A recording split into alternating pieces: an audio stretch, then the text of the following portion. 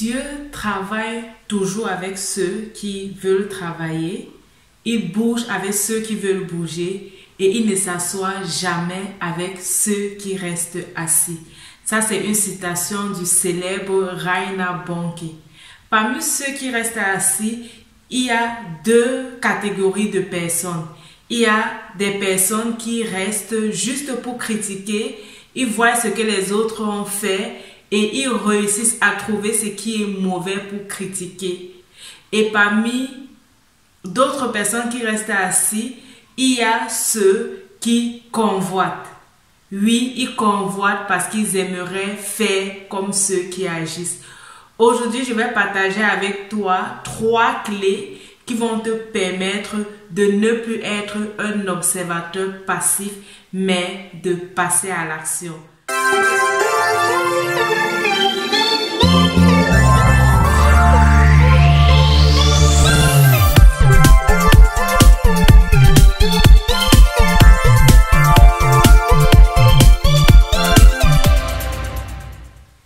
Salut, bienvenue à quelques minutes d'encouragement. Je suis Myriam et je suis très contente que tu prennes de ton temps pour regarder cette vidéo aujourd'hui. Si tu es là pour la toute première fois, tu as 2 choses à faire. La première, c'est de t'abonner afin de recevoir les vidéos que je partage sur cette chaîne pour t'encourager. Et la deuxième, c'est de cliquer la cloche de notification pour ne manquer à aucune de mes vidéos. Aujourd'hui, je partage avec toi 3 clés qui vont te permettre de quitter le cap d'un observateur passif ou d'un observateur envieux pour te positionner comme un acteur. Et ces 3 clés sont identifier, agir et inspirer. Alors, que dois-tu identifier? Tu dois identifier ton talent. Et pour identifier ton talent, tu dois te poser les questions simples, telles que qu'est-ce que j'aime faire et qu'est-ce que je sais que je peux faire? Je vais te raconter une histoire. Lorsque j'étais petite, mes parents nous envoyaient au camp des enfants et camp d'études bibliques pour les enfants. Et au camp, chaque soir, on avait la routine du journal. La tâche était simple. Il suffisait juste de refaire un récit de tout ce que nous avons fait durant la journée et le présenter aux autres. Et ça, c'est une tâche que j'aimais faire. Et à force de faire, il y a des gens qui m'encourageaient. Et je me suis rendu compte au travers de leurs encouragements que je pouvais également faire cette tâche. J'aimais faire présenter le journal et je pouvais le faire. Pour identifier ton talent, tu as juste besoin de savoir qu'est-ce que tu aimes faire. Qu'est-ce que tu aimes faire naturellement qui ne te demande pas un très grand effort? Et qu'est-ce que tu sais que tu peux faire? Tu peux le faire parce que tu le fais bien, parce que ton entourage apprécie ce que tu fais, parce que ton entourage est béni au travers de ce que tu fais. Ça, c'est ton talent. Et si tu as identifié cette tâche, si tu as identifié ce talent, tu peux maintenant passer à l'action. Passer à l'action, c'est agir. Maintenant, tu dois agir. Dis-toi que le talent que tu as identifié, que tu aimes faire et que tu peux bien faire a besoin d'un environnement propice pour grandir.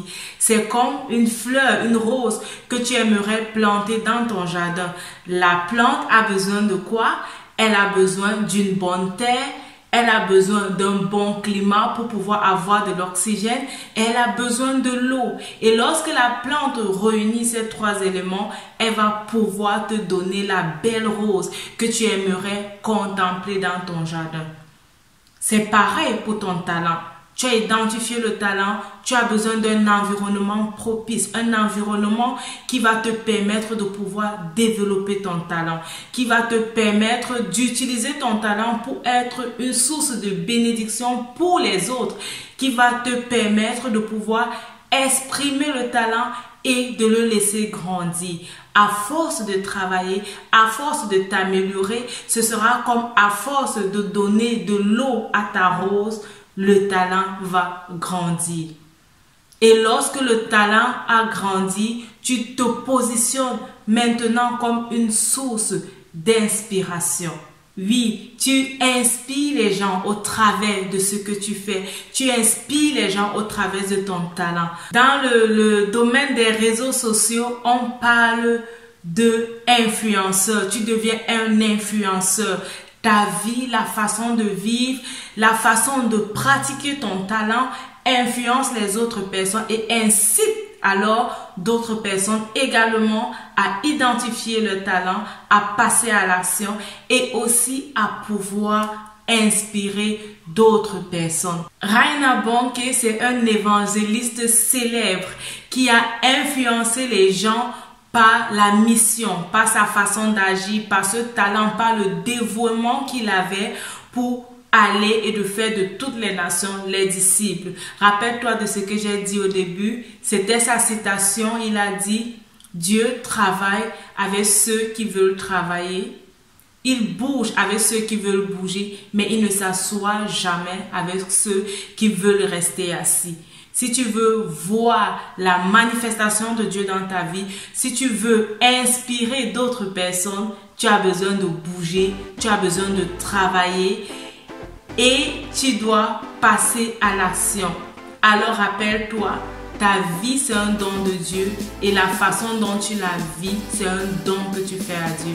Que Dieu te bénisse et à la prochaine. Bye bye.